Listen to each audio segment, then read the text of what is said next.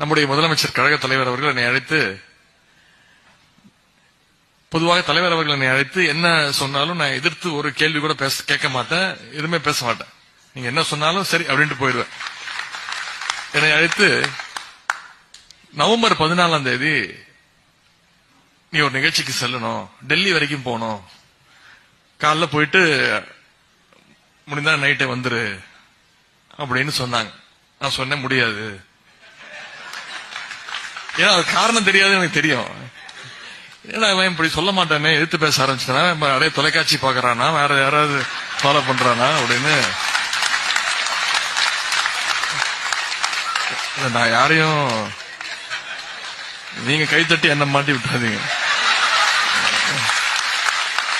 பார்த்தாரு,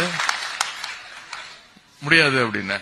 என்ன முடியாது, என்ன வேற ஏதாவது நிகழ்ச்சி ஏதாவது கொடுத்துருக்கியா? ஆமா கொடுத்துருக்கிறேன்.